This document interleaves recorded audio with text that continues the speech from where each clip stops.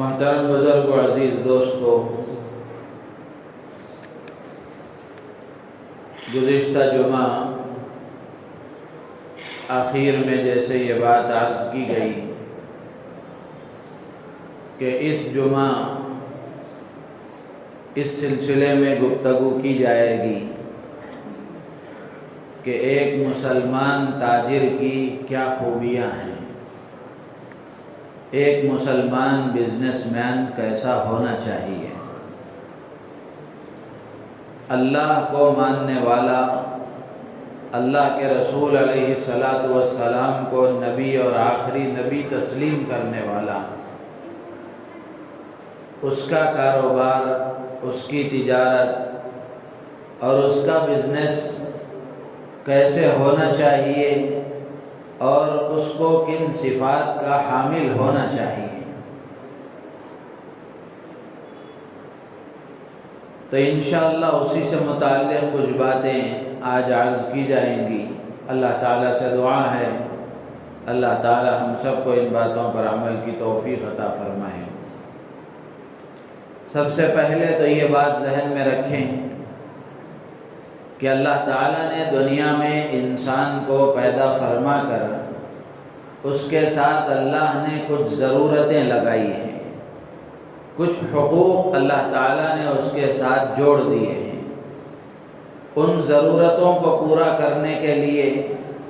اور جن جن کے حقوق اس سے متعلق ہیں ان حقوق کو پورا کرنے کے لیے ذریعہ اور سبب اور بہانے کے طور پر اللہ تبارک و تعالیٰ نے بندے کو اس بات کا حکم دیا ہے کہ وہ حلال روزی کمانے کے لیے محنت کریں، حلال روزی کو حاصل کرنے کے لیے کوشش کریں، اور حلال روزی کمانا، حلال روزی حاصل کرنا، اس کے لیے جائز اور حلال طریقے اختیار کرنا، یہ کوئی دنیاوی چیز نہیں ہے اور یہ دنیا نہیں ہے، بلکہ یہ بندے کو اللہ کا حکم ہے۔ حضرت ابن مسعود رضی اللہ تعالیٰ عنہ کی روایت ہے، سرکار دو عالم صلی اللہ علیہ وسلم نے فرمایا کسب الحلال فریضۃ بعد الفریضہ، کہ فریضوں کے بعد میں حلال روزی کمانا، حلال روزی کو حاصل کرنا، اس کے لیے محنت اور مشقت کرنا، اس کے لیے جائز اور حلال طریقوں کو اختیار کرنا، یہ بھی بندے کے ذمے ایک فریضہ ہے۔ ایک اور روایت میں حضرت انس بن مالک رضی اللہ تعالیٰ عنہ اس کے راوی ہیں، فرماتے ہیں کہ سرکار دو عالم صلی اللہ علیہ وسلم نے صاف الفاظ میں ارشاد فرمایا کہ طلب الحلال واجب علی کل مسلم، کہ ہر مسلمان مرد پر حلال کمائی کو کمانا، حلال روزی حاصل کرنا یہ واجب ہے۔ قرآن پاک میں اللہ تبارک و تعالیٰ نے سورہ جمعہ کے آخری رکوع میں ارشاد فرمایا فَإِذَا قُضِيَتِ الصَّلَاةُ فَانْتَشِرُوا فِي الْأَرْضِ وَابْتَغُوا مِنْ فَضْلِ اللَّهِ، اللہ تعالیٰ نے جمعے کی نماز کے لیے مسلمانوں کو حکم دیتے ہوئے ارشاد فرمایا کہ اذا نودی للصلاة، کہ جب نماز کے لیے تمہیں بلایا جائے تو فسعوا الی ذکر اللہ، کہ اللہ کے ذکر کی طرف، اللہ کے عبادت کی طرف لپک کر شوق اور ذوق سے آؤ۔ پھر اللہ فرماتے ہیں کہ جب نماز مکمل ہو جائے فَإِذَا قُضِيَتِ الصَّلَاةُ، کہ جب نماز مکمل ہو جائے تو فَانْتَشِرُوا فِي الْأَرْضِ، اب زمین میں پھیل جاؤ۔ امام بغوی رحمۃ اللہ علیہ بڑے مفسر گزرے ہیں، تفسیر بغوی ان کی مشہور ہے، اس میں انہوں نے لکھا ہے کہ اللہ تعالیٰ نے فرمایا کہ زمین میں پھیل جاؤ للتجارتی والتصرف فی حوائجکم، کہ تم زمین میں پھیل جاؤ تجارت کے لیے، کاروبار کے لیے، اپنی ضرورتوں کے پورا کرنے کا انتظام کرنے کے لیے۔ وَابْتَغُوا مِنْ فَضْلِ اللَّهِ، اور اللہ کے فضل کو تلاش کرو، یعنی اللہ کی طرف سے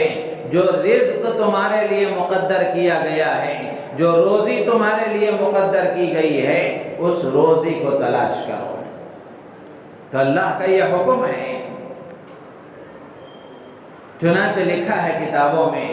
ایک صحابی ہیں عراق ابن مالک رضی اللہ تعالیٰ عنہ، ان کے بارے میں آتا ہے کہ جب جمعے کی نماز سے فارغ ہوتے ہیں تو جمعے کی نماز سے فارغ ہونے کے بعد میں مسجد کے دروازے پر کھڑے ہو کر کے اللہ سے یہ عرض کرتے، اللہم انی اجبت دعوتک وصلیت فریضتک وانتشرت کما امرتنی فارزقنی وانت خیر الرازقین۔ اللہ سے یہ کہتے تھے کہ اللہم انی اجبت دعوتک، کہ اللہ تو نے تیری نماز کی دعوت میرے کانوں تک پہنچی، تیرا منادی مؤذن نے حی علی الصلاح کے ذریعے مجھے نماز کی طرف بلایا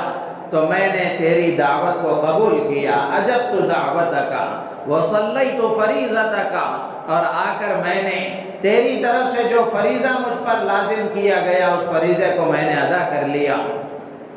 وانتشرت کما امرتنی، جیسے تو نے حکم دیا کہ نماز جب مکمل ہو جائے تو اب حلال روزی کے حاصل کرنے کے لیے زمین پر پھیل جاؤ، تو اب نماز کے مکمل ہونے کے بعد تیرے حکم کے مطابق اب میں پھیل رہا ہوں اور میں جا رہا ہوں، فارزقنی وانت خیر الرازقین، اے پروردگار مجھے رزق عطا فرما، تو ہی بہترین رزق دینے والا ہے۔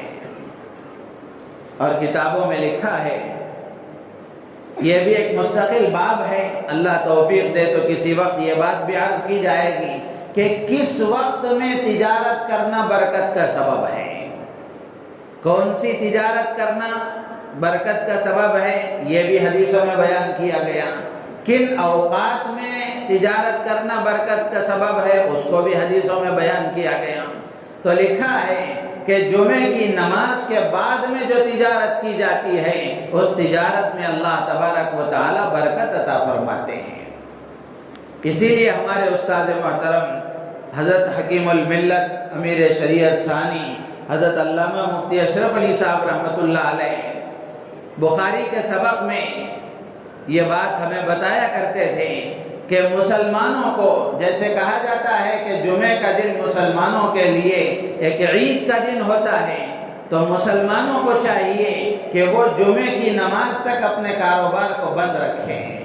جمعے کی نماز تک اپنے کاروبار کو، اپنے کام و کاج کو بند رکھیں، اور عبادتوں میں کثرت کے ساتھ درود شریف کے اہتمام میں، سورہ کہف کی تلاوت میں اور صلاۃ التسبیح کے اہتمام میں، تو یہ وقت اس میں گزرنا چاہیے۔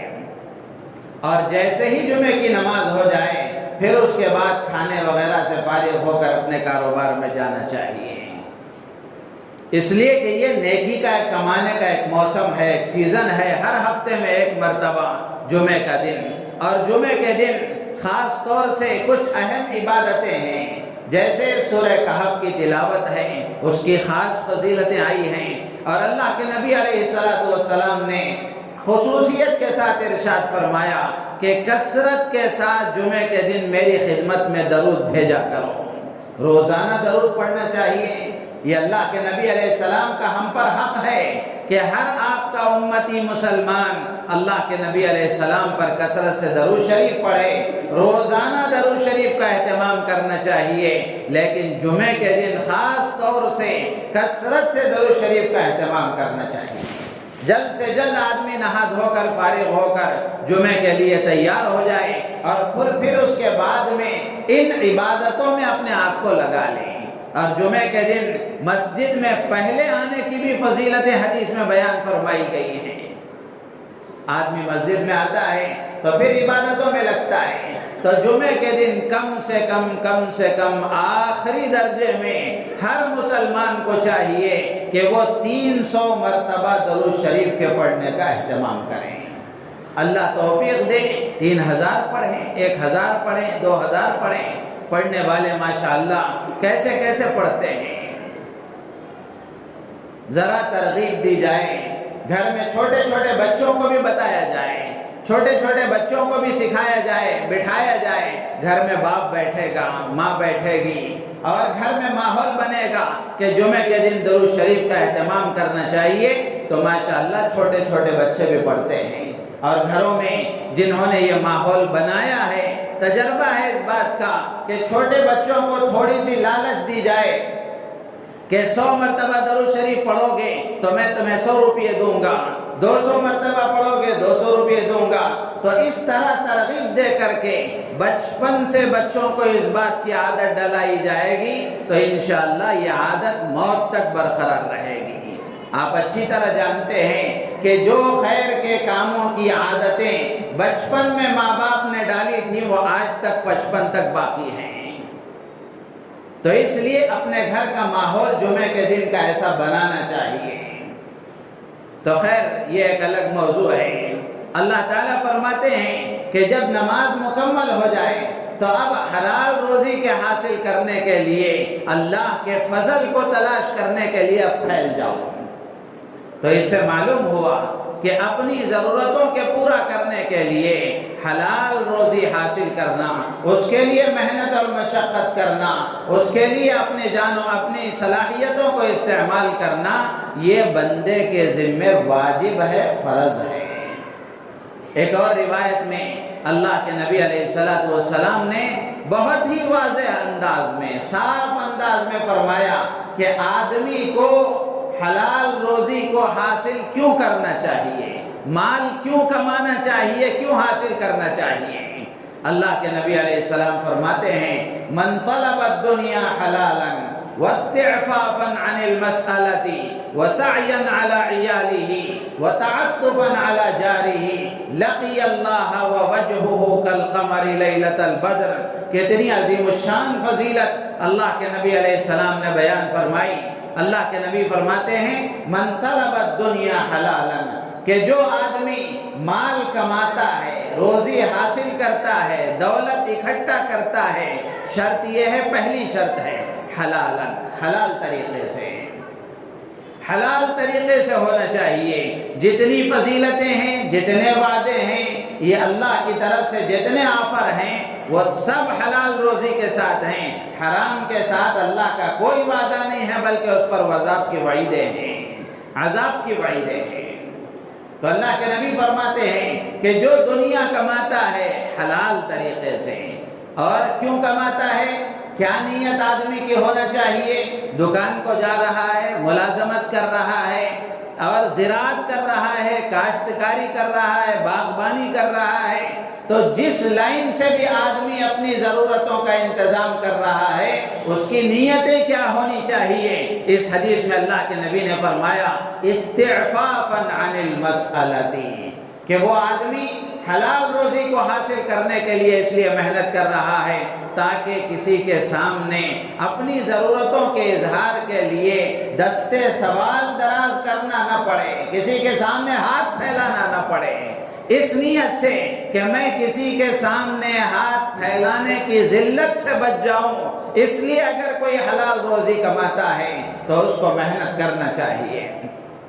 اور دوسری نیت اللہ کے نبی فرماتے ہیں وَسَعْيًا عَلَىٰ عِيَالِهِ، اپنی بیوی بچوں، اپنے اہل و عیال کی پرورش کے لیے، ان کے حقوق کی ادائیگی کے لیے، اور ان کے جو حقوق اللہ نے اس کے ذمہ رکھے ہیں ان حقوق کو ادا کرنے کے لیے، ان کی ضرورتوں کو پورا کرنے کے لیے اگر کوئی دنیا کماتا ہے، مال کماتا ہے، حلال طریقے سے مال حاصل کرتا ہے، وَتَعَطُّفًا عَلَى جَارِهِ، ایک اور نیت اللہ کے نبی فرماتے ہیں کہ اپنے پڑوسیوں کے ساتھ مہربانی کا معاملہ کرنے کے لیے، شفقت کا معاملہ کرنے کے لیے، احسان کا معاملہ کرنے کے لیے، ان کی ضرورتوں کو پورا کرنے کے لیے، اگر کوئی آدمی وہ ضرورت مند ہے، محتاج ہے، اللہ نے مجھے صاحب ثروت بنایا ہے، 4 پیسے اللہ نے دیے ہیں، آنکھوں سے ہم دیکھ رہے ہیں کہ کوئی ضرورت مند بندہ ہے، ہمارا پڑوسی ہے، بزنس میں ہمارے ساتھ شریک ہے، یا ہمارے ساتھ ملازمت میں شریک ہے، ہماری گلی میں رہتا ہے، یا ہمارے علم میں کسی نے یہ بات لائی کہ فلاں ضرورت مند ہے، اللہ کے نبی فرماتے ہیں کہ ان کے ساتھ احسان کا معاملہ کرنے کے لیے اگر کوئی آدمی دنیا کماتا ہے، مال حاصل کرتا ہے، حلال طریقے سے روزی حاصل کرتا ہے، اللہ کے نبی نے کیسی شاندار فضیلت بیان فرمائی، لقی اللہ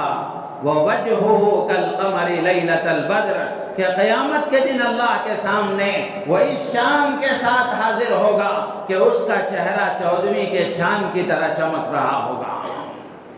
شرط یہ ہے کہ آدمی حلال کمائے اور کسی کے سامنے سوال کے لیے ہاتھ پھیلانے کی ذلت سے بچنے کی نیت سے کمائے،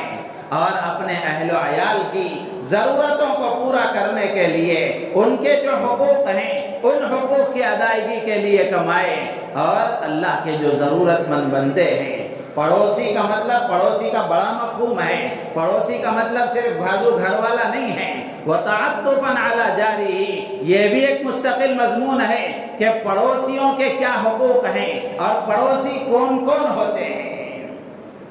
مفسرین نے بڑی وضاحت کے ساتھ لکھا ہے، ایک آدمی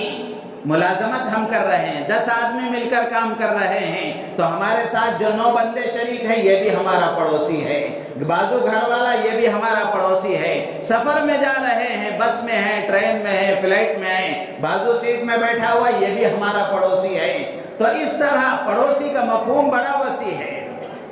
اللہ کے نبی فرماتے ہیں وَتَعَطُّفًا عَلَى جَارِهِ، کہ اللہ کے ضرورت مند بندوں کی ضرورتوں کو پورا کرنے اور ان کے ساتھ احسان کا معاملہ کرنے کی نیت سے اگر کوئی بندہ محنت مشقت کر کے حلال روزی کماتا ہے، قیامت کے دن اللہ تبارک و تعالی کے سامنے وہ اس انداز سے حاضر ہوگا کہ اس کا چہرہ 14ویں رات کے چاند کی طرح چمک رہا ہوگا۔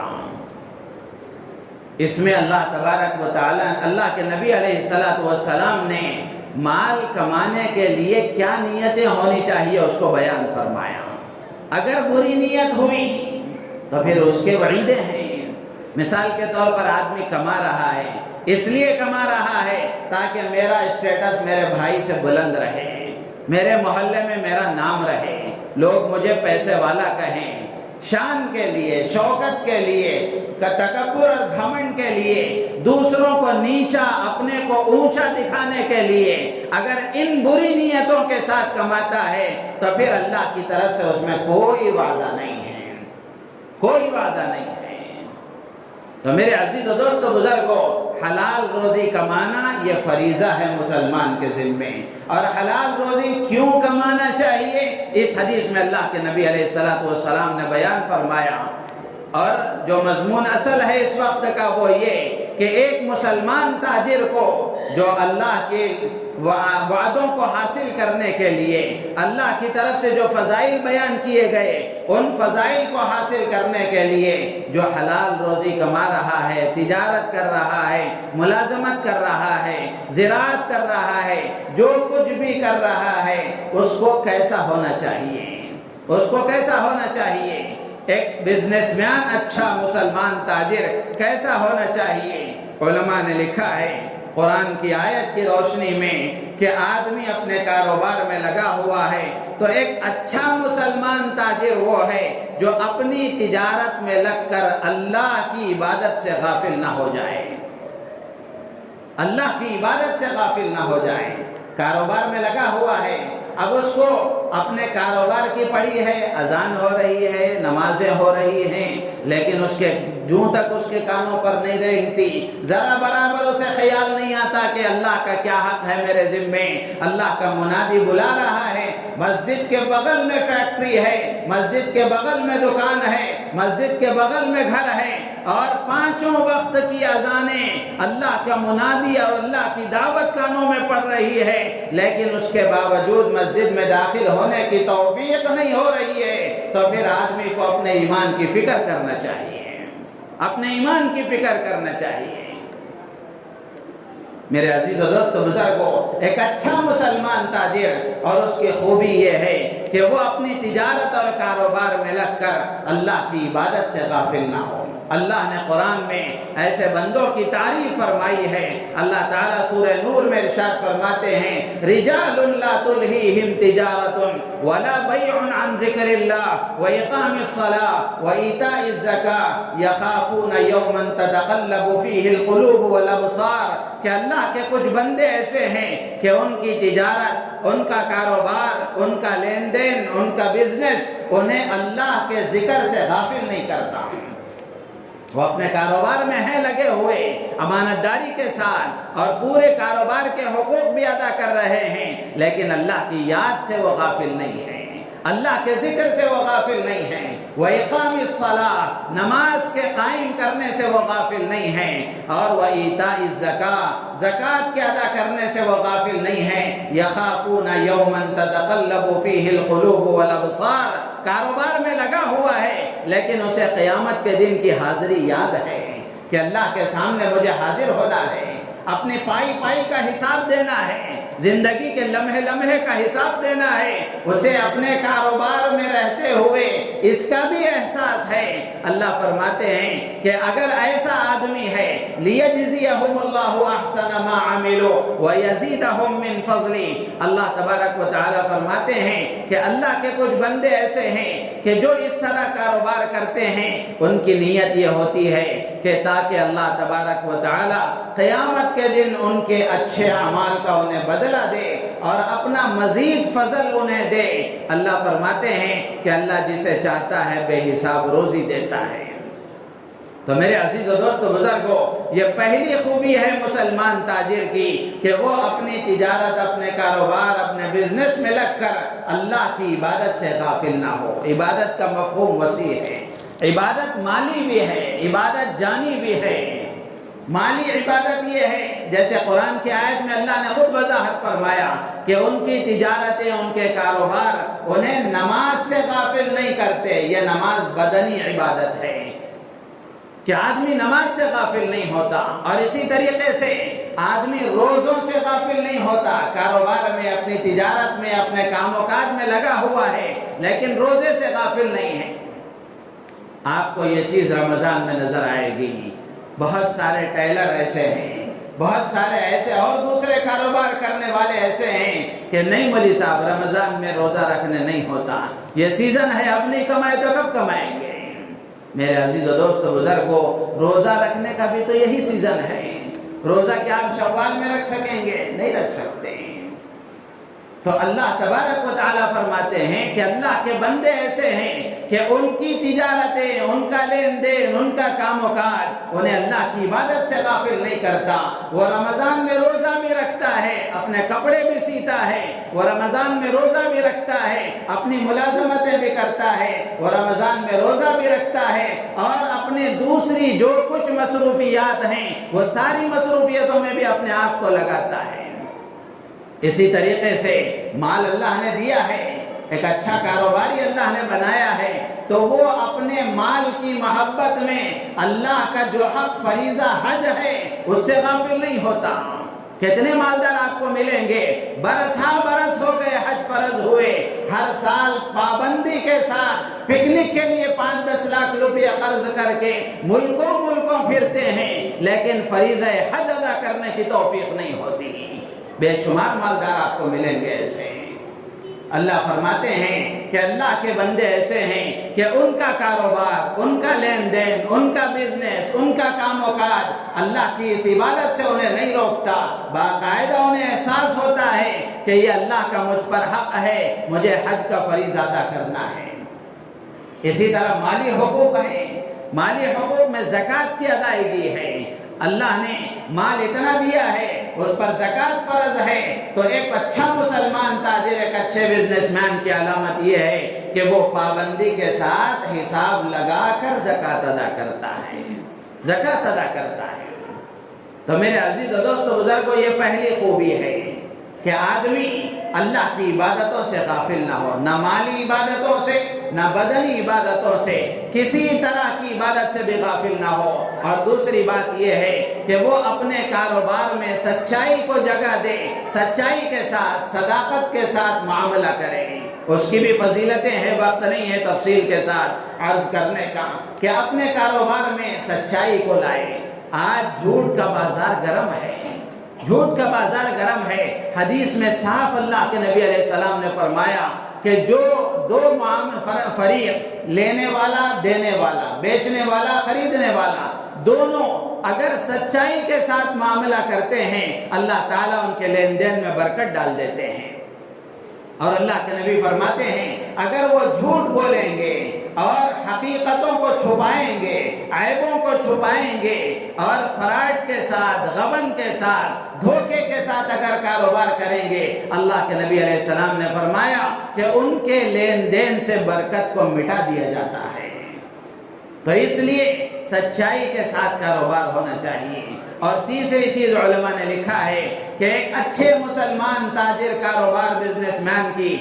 خوبی یہ ہے کہ وہ اپنے کاروبار کے ساتھ ساتھ اللہ کے ضرورت مند بندوں کی ضرورتوں کو پورا کرنے کا اہتمام کرے، صدقہ اور خیرات کرنے کا اہتمام کرے۔ اللہ کے نبی علیہ السلام نے ایک موقع پر تاجروں سے خطاب کر کے فرمایا کہ اے تاجروں کی جماعت، لین دین میں، تجارتوں میں بے جا، بےہودہ، غلط سلط باتیں ہو جایا کرتی ہیں اور جھوٹی قسموں کا بھی موقع آ جاتا ہے، ادھر ادھر کی باتوں میں قسمیں بھی کھا لی جاتی ہیں، تو لہٰذا تم اپنے لین دین میں صدقے کو شامل کر لو،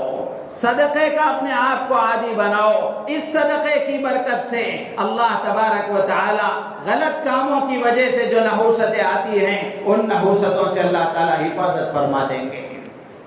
تو میرے عزیز و دوستو بزرگوں، جو مسلمان تاجر ہوتا ہے وہ اپنے مال میں صرف اپنا حق نہیں سمجھتا بلکہ اپنی ضرورتوں کے پورا کرنے کے ساتھ ساتھ وہ اللہ کے ضرورت مند بندوں کی ضرورتوں کو پورا کرنے کا اہتمام کرتا ہے۔ اللہ کے گھر کا تقاضا ہو، مدارس کا تقاضا ہو، یتیموں کا، بیواؤں کا، مسکینوں کا، ضرورت مند بندوں کا، اپنے ملازموں میں جو ضرورت مند ہے، اپنے پڑوسیوں میں جو ضرورت مند بندہ ہے، یا پھر کسی کے ذریعے سے پتہ چلا کہ فلاں ضرورت مند بندہ ہے، تو اللہ تبارک و تعالیٰ کی طرف سے جو آدمی سچی تجارت کرتا ہے، اللہ کی طرف سے جو وعدے کیے گئے ہیں ان وعدوں کو حاصل کرنے کے لیے وہ صدقہ خیرات میں آگے بڑھتا ہے، اور جو خرچ کرتا ہے اللہ کی طرف سے اس کا بدل پاتا ہے۔ قرآن میں اللہ نے فرمایا وَمَا أَنفَقْتُم مِّن شَيْءٍ فَهُوَ يُخْلِفُهُ، کہ جو کچھ تم خرچ کرو گے